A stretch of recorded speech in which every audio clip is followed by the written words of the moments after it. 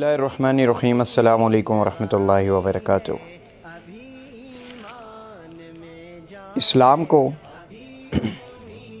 جتنا نقصان ایسی سوچ رکھنے والے بندے نے دیا ہے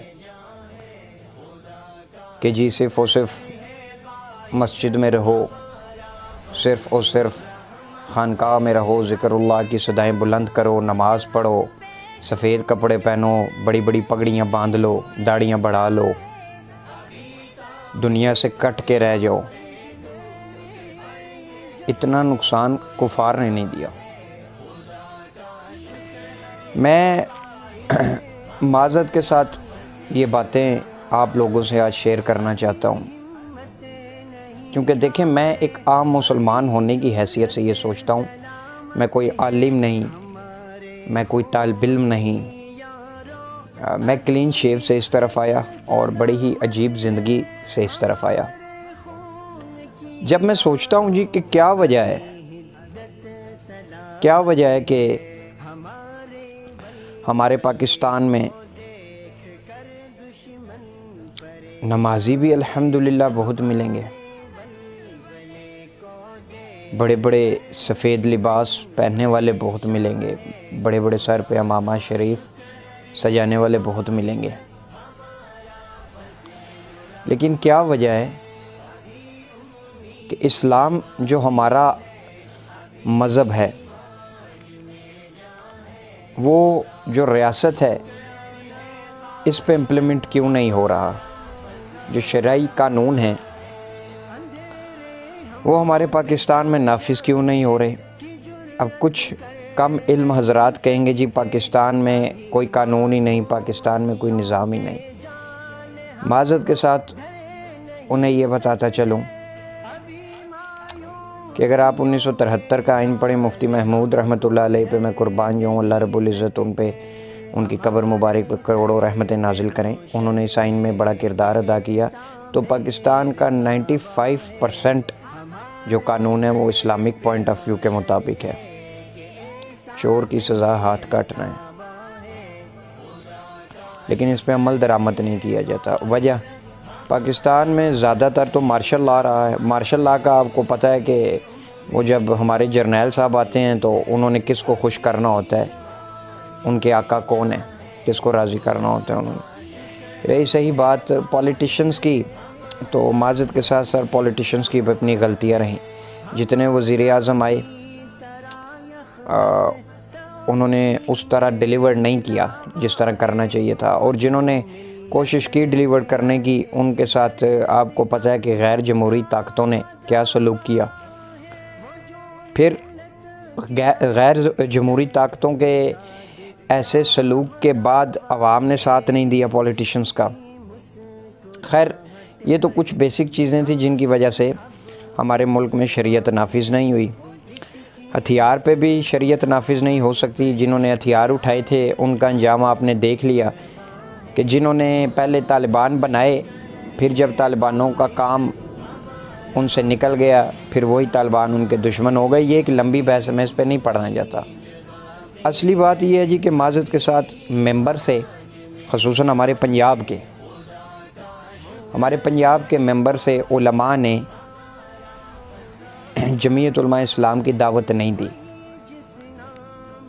جس وجہ سے ہمارے ملک میں جو ہے اسلام کا نفاذ نہیں ہو سکا۔ ایسے حضرات زیادہ نقصان دہ ہوتے ہیں جو کہتے ہیں جی صرف اسلام میں صرف عبادات ہیں، ذکر اللہ ہے، مساجد کو وقت دینا ہے، ریاست سے کچھ نہیں ہوگا، یا ریاست سے کیا بنے گا کچھ بھی۔ سر آپ صلی اللہ علیہ وسلم کی سنت کا انکار کر رہے ہیں، خلفائے راشدین کی سنت کا انکار کر رہے ہیں، کیونکہ پیارے نبی صلی اللہ علیہ وآلہ وسلم نے جب ریاست مدینہ قائم کی تو سارے جو فیصلے تھے ریاست کے، جو نظامی امور تھے، وہ مسجد نبوی کے ممبر سے ہوا کرتے تھے۔ آپ صلی اللہ علیہ وسلم سے بڑا صوفی تو کوئی نہیں تھا، آپ صلی اللہ علیہ وآلہ وسلم سے بڑا پیر تو کوئی نہیں ہے۔ وہ بھی کہہ سکتے تھے جی کہ بس ہم ادھر مصلی پہ بیٹھ جاتے ہیں اور کچھ بھی نہیں کرتے، کوئی نظامی فیصلے نہیں کرتے، نہ حکومت اپنے ہاتھ میں لیتے ہیں، بس جو چل رہا ہے چلنے دو جی۔ اللہ رب العزت بھی یاد رکھیں آپ کی مدد نہیں کرے گا جب تک آپ اللہ رب العزت کے نظام کو قائم کرنے کے لیے جد و جہد نہیں کریں گے، اپنا جان مال دین کے رستے پہ خرچ نہیں کریں گے۔ ان لوگوں نے اتنا بڑا نقصان دیا اسلام کو جتنا غیروں نے نہیں دیا۔ اسلام صرف مساجد تک رہنے کے لیے نہیں آیا تھا، اسلام نے تو آپ کے پولیس اسٹیشن پہ راج کرنا تھا، اسلام نے تو آپ کے GHQ میں راج کرنا تھا، اسلام نے تو آپ کی عدالتوں میں راج کرنا تھا، اسلام نے آپ کے کاروبار میں راج کرنا تھا، اسلام نے آپ کے ہسپتالوں میں راج کرنا تھا۔ 24 گھنٹے 24 آورز جو ہماری زندگی ہے، ہمارا لائف سٹائل ہے، اسلام تو اس پہ راج کرنے آیا تھا۔ اسلام ایک دین کا نام ہے، ایک نظام کا نام ہے 24 گھنٹے کا۔ آج یہ جو وفاق المدارس والے ہمارے حضرات ہیں، آج یہ بہت پریشان ہیں کہ جی حکومت نے جو FATF کے نام پہ ایک کالا بل تھوپا ہے ہمارے سر پہ۔ سر معذرت کے ساتھ کہوں گا، آپ نے بھی کبھی مولانا فضل الرحمان صاحب کا کھل کے ساتھ نہیں دیا۔ کچھ سال پہلے جب قائد ملت اسلامیہ مولانا فضل الرحمان صاحب کہتے تھے کہ یہ حکومت آئی ہی مدارس پہ شکنجہ کسنے کے لیے، تو میرے بھی کچھ دوست ہیں، وہ کہتے تھے یار یہ دیکھیے مولوی پاگل ہو گیا، یہ کیسی باتیں کر رہا ہے۔ آج جب ان کے سر پہ پڑی ہے تو کسی میں جرت نہیں ہوئی اتنا مضبوط سٹینڈ لینے کی جتنا مولانا فضل الرحمان صاحب نے لیا اور ابھی بھی لے رہے ہیں، تو آج ان کو مولوی فضل الرحمان صاحب یاد آ گئے۔ سر معذرت کے ساتھ اگر آپ حضرات بھی کھل کے ساتھ دیتے جمعیت علماء اسلام کا تو آج آپ کے ساتھ یہ کام نہ ہوتا۔ آپ کی تو ویلیو ہی نہیں سمجھ رہی ہے حکومت، آپ کو تو یہ حقیر سمجھتی ہے حکومت۔ اس داڑھی پگڑی کا اگر ملک پاکستان میں کسی نے ٹیکہ منوایا، کسی نے اپنا روب منوایا، اور دوسری جو منوپلسٹ تھی یا جو طاقتور قوتیں تھیں اور جو باقی جماعتیں تھیں ان کا روب ختم کیا، تو وہ اسی مولوی فضل الرحمان صاحب نے کیا۔ ابھی بھی آپ کے پاس وقت ہے، جتنے ہمارے دین کے شعبے ہیں، میری ان سب سے گزارش ہے کہ خدا را اس سوچ سے نکلیں کہ اسلام میں صرف خانقاہوں میں ذکر اللہ بلند کرنا ہے اور مسجد میں صرف مسجد میں ہی بیٹھ جانا ہے اور وہاں بس مصلوں پہ ہم نے صرف سجدے دینے ہیں۔ یار خدا کا واسطہ ہے، اگر آپ ذاتی طور پہ بہت تقوی دار ہو، تہجد گزار ہو، 5 وقت کے نمازی ہو، اتباع سنت ہو، لیکن آپ کسی ایسے نظام کے خلاف آواز نہیں اٹھا رہے جو اسلام کے مطابق نہیں ہے، تو آپ شرک کر رہے ہیں۔ آپ کسی ایسے نظام میں پڑے ہوئے ہیں، رہ رہے ہیں جو اسلام کے مطابق نہیں بلکہ اسلامی قوانین کی مخالفت کر رہا ہے، اور اس کے مقابلے میں اگر کوئی ایک جماعت اس کا مقابلہ کر رہی ہے اور اس کے خلاف آواز اٹھا رہی ہے اور آپ اس دینی جماعت کا ساتھ نہیں دے رہے، تو آپ کی ایسی عبادات اللہ رب العزت آپ کے منہ پہ مارے گا۔